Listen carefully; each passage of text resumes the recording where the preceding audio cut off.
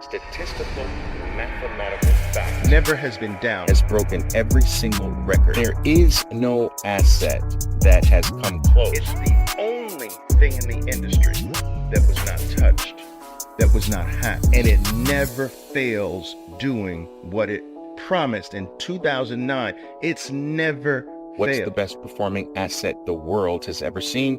And you'll find out that it's Bitcoin.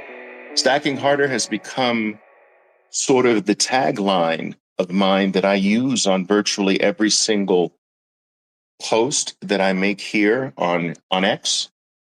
And it is apropos for what we are going to speak about or talk about today.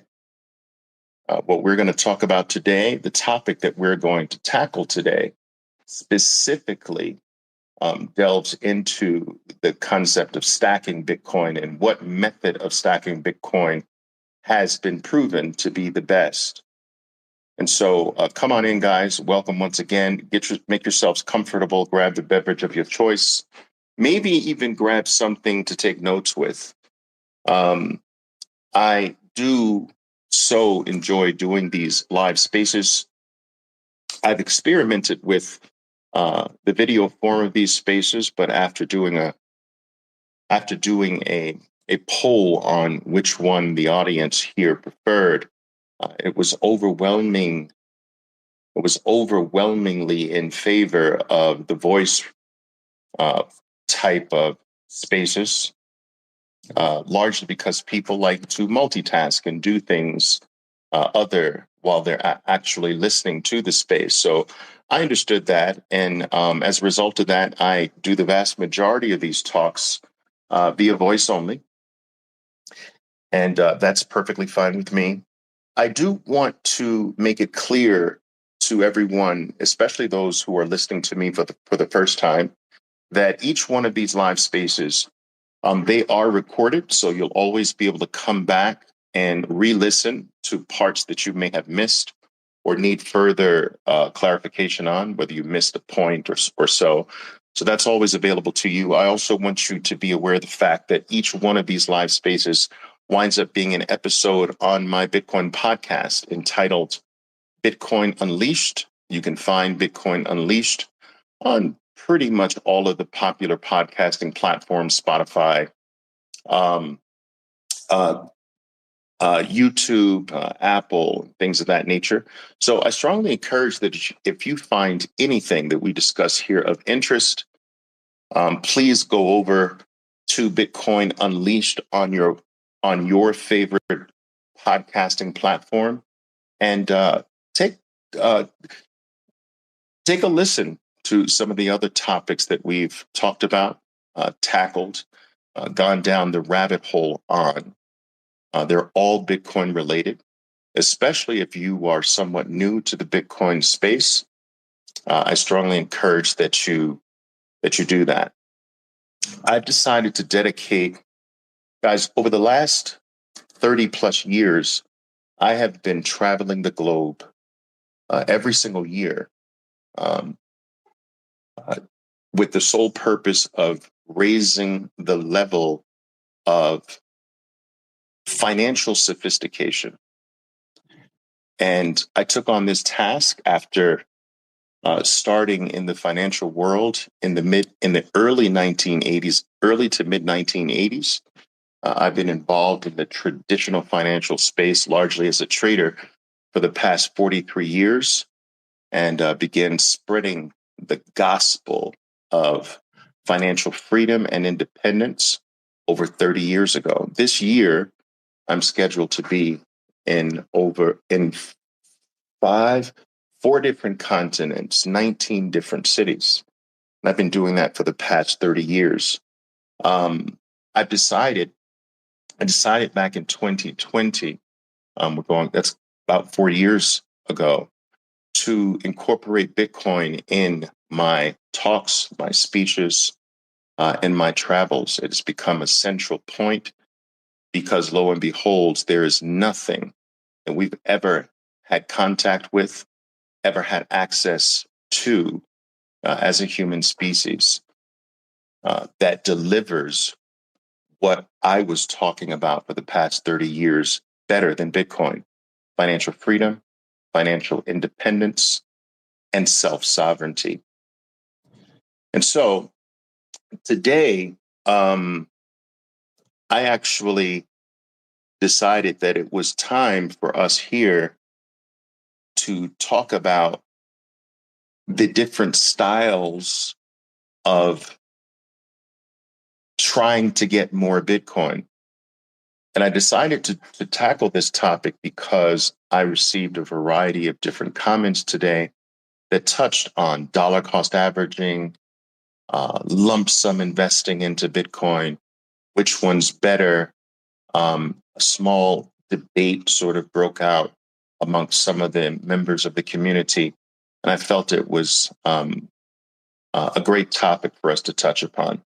So listen, guys, everything that you hear from me is not necessarily financial advice. It is my view and my take on the matter, and you take it for what it's worth. All right. I have 10 things that I hope that I'm going to be able to touch upon during this talk. A lot of times I don't. A lot of times I actually don't get to all of the bullet points. I'm going to really try hard to get to all of the bullet points because I believe they're so crucial to our talk today. If I do have ample time after getting through those bullet points to take some of your questions, I will. I do not deliver the type of spaces where I pass the mic to you and we have a variety of different people fumbling with their mic and the noise in the background and things of that nature. I just don't do that. I found that the style with which I deliver the limited amount of information and knowledge that I have to share is best done through a monologue form. Now, I strongly encourage your questions. I believe that your questions sort of add a unique flavor to each one of our talks. You can ask anything that your heart desires. There's no topic that is off limits as far as I'm concerned. Even if you feel that the topic is somewhat harsh, trust me, I'm a big boy. I can handle it. All right. So ask your questions, ask away. Now, let's delve in, guys. The topic of our talk is dollar cost averaging versus lump sum investing. I'm going to add that word to it, even though that word is not in the title. Dollar cost averaging into a Bitcoin position versus just lump sum investing versus timing tops and bottoms to accumulate your Bitcoin stash. These three styles of getting to more Bitcoin are the three most popular or the three most talked about approaches. And I'd like to touch upon each one of them and reveal to you my thoughts, my opinions about each style and which one I believe is overall the best. All right. And so let's begin. Let's begin. I've got a little tea here. I'm going to take a little sip of my tea here. The first thing I think it's necessary for us to establish is that I am speaking from the point, I'm speaking from an assumption. I'm speaking from a premise that everyone listening to me here understands the value proposition of Bitcoin to the point where they do want to accumulate more Bitcoin. I am springboarding my talk here tonight. It's nighttime in my part of the world. I'm springboarding my talk from that premise that all of us here have one goal, one end goal, and that is to be wealthier. That is to be better off in the future.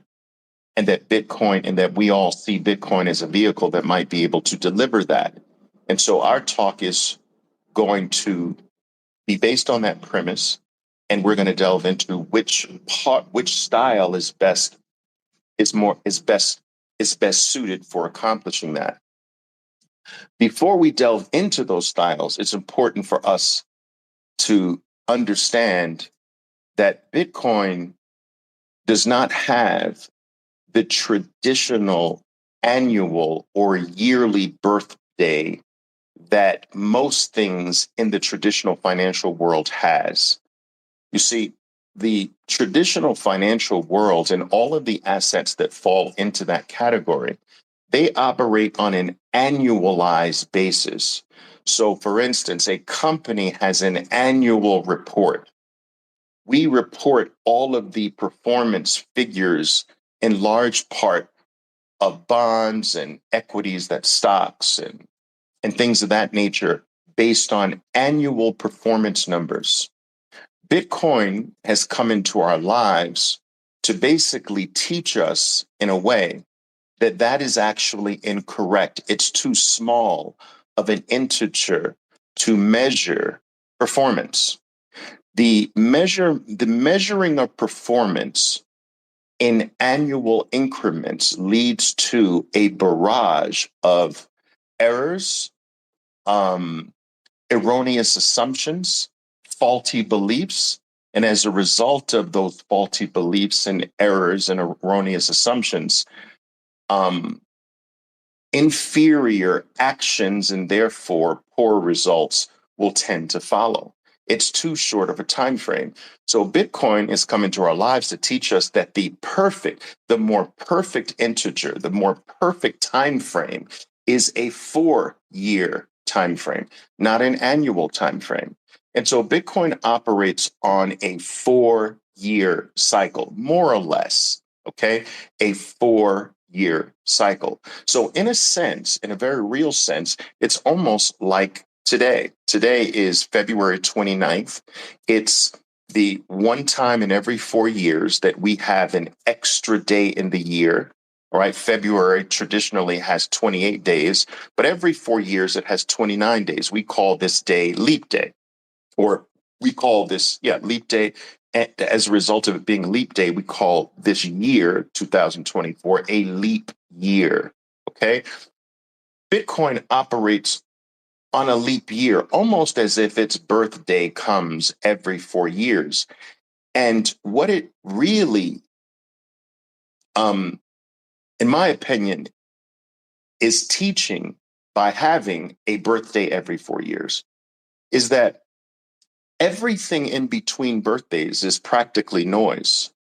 That all the ups and downs, all the stories, all the narratives, all the news articles, all the opinions, all of the price predictions, all of the so-called volatility that happens in between these birthdays of Bitcoin, they actually don't matter. That what you can literally do is, like Rip Van Winkle, go to sleep on Bitcoin's birthday, wake up 4 years later on its next birthday, and then make your assessment, then make your judgment, then set your opinion about what Bitcoin is, what Bitcoin has done, its performance, its new position after its next birthday. We do this with every financial instrument that has ever existed. But prior to Bitcoin, we've done it every single year. Well, with Bitcoin, we're supposed to do it every 4 years. Now, Bitcoin has been in existence for the past 15 years. And so if you judge Bitcoin at any 4-year period, okay, Bitcoin has never failed on a performance basis. Bitcoin has never failed on a price increase basis. Bitcoin has never failed to increase one's wealth, increase one's value on a 4-year basis. And so this 4-year period represents one cycle, one birthday, one cycle in Bitcoin's eternal life. Okay, so it's important for us to understand that, because what we're supposed to do, knowing that as Bitcoiners, is we're supposed to use that 4-year cycle to catapult ourselves to catapult our lives, to catapult our value, to catapult our position, our wealth, our standing, our families. We're supposed to use those 4 years to be higher in all of those categories the following 4 years. Okay? And so this is the basis. This has to form the foundation of our talk today, that we're looking to use one of Bitcoin's 4-year cycles, one of its birthday periods, one of its cycles to basically change our lives for the better. But what method is best to use a single cycle of Bitcoin? What approach is best to come out from one birthday to the next with more wealth, more value, more independence, more freedom, more Bitcoin? Which method gets us there? We don't want less value 4 years later. We want more value. We don't want to be less wealthy 4 years later. We want to be more wealthy. We want to be wealthier. We want to have more value 4 years later. Okay? And so this leads us to the 3 most dominant approaches to try to accomplish that: dollar cost averaging, lump sum investing, and timing tops and bottoms. Okay? Now, let's touch upon the definitions as I see them of each one of those. Dollar cost averaging. All right. When I speak of dollar cost averaging, I am talking about taking one of 3 different time frames: daily, weekly being the most popular, or monthly. Now, there are other time frames, quarterly, even annually, but the 3 most dominant time frames for dollar cost averaging, in my view, are daily, weekly, or monthly. Now, out of those 3, I'd like to take the most dominant and what I consider to be the most appropriate of those 3, the weekly buy of Bitcoin, or the weekly conversion into Bitcoin. All right, that's the one I want to focus on. When I speak of dollar cost averaging, I am talking about taking a specific portion, either a single dollar amount, a set dollar amount of the income that you make living your life, providing value for the world, whatever you do to provide value to your fellow man, to provide value to human society, whatever you do to earn an income for delivering value to the world, you are either going to take a specific dollar amount of that income or a specific percentage of that income every single week, and you're going to convert it into Bitcoin. That is what I mean by dollar cost averaging. When I speak, every single time that I mention dollar cost averaging here on X or in any medium for that matter, that is what is in my mind: a weekly conversion of a specific dollar amount, like $100 or $50 a week, or whatever the number is. You're going to stick to that number, and every single week, your purpose is singular in nature. It is simply to get more Bitcoin every single week of your life. With this weekly dollar cost averaging, you are to ignore price. You are to ignore what is going on in the world. You're to ignore any and all narratives that are popular at the time. You are to ignore the items so-called volatility. You are to ignore news. You're to ignore what's going on in the political scene, the geopolitical scene. You're to ignore everything. And if you are familiar with my work on dollar cost averaging, I've done a study over Bitcoin's 15-year life and have found that of all the days of the week that's the most appropriate, there is a 24-hour period in almost every week in the week that is statistically better than all the other 24 hours of the entire week. And that is the 24 hours that starts my time. I'm using Eastern time, all right? New York time, let's say, all right? I would say from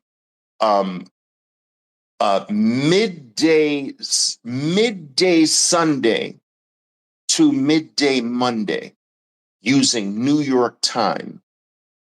Now, I've done studies on this, and while it is not perfect, anyone who has been following this weekly dollar cost averaging using that 24-hour period, Sunday afternoon to Monday afternoon, they have statistically come out with more Bitcoin than if they did a Tuesday, if they did a Thursday, a Wednesday, a Saturday, a Friday, or what have you. All right. I've done that study. All right. And if anyone has been following that, they can attest to the fact that it's pretty damn good. All right. So that is what dollar cost averaging is. Now, I have a group of Bitcoiners that are they're members of my private Bitcoin club. We go into more sophisticated forms of dollar cost averaging. I have an institutional style or approach to dollar cost averaging that is even designed to get more. I don't want to go into the more sophisticated or the juiced up form of dollar cost averaging, or what I call dollar cost averaging on steroids. I don't want to go into that. This is not the forum for that, but I do want you to understand that there are even more sophisticated forms of this dollar cost averaging approach. But for the purposes of our talk, I want you to understand that is what I mean by dollar cost averaging.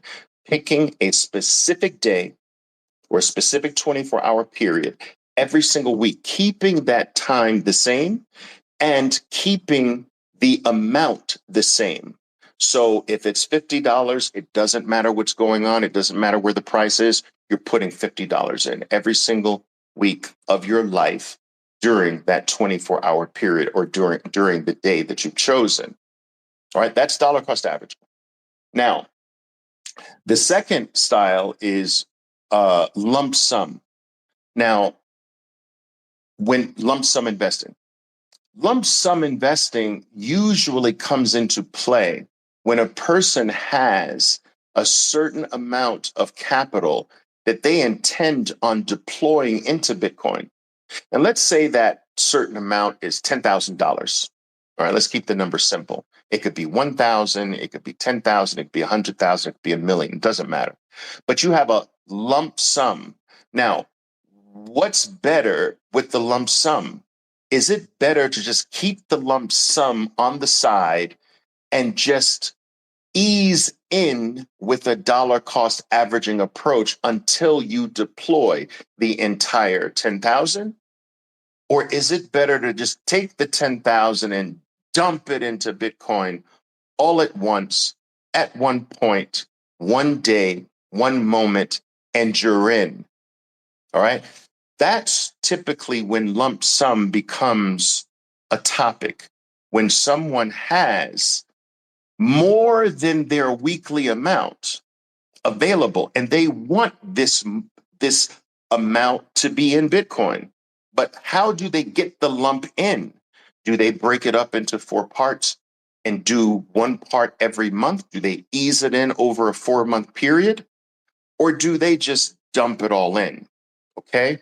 Well, that's what lump sum is. Lump sum comes into play when you all of a sudden come into a decent amount, a lump sum that's way over and beyond what you're doing on a weekly basis. How do you deploy that?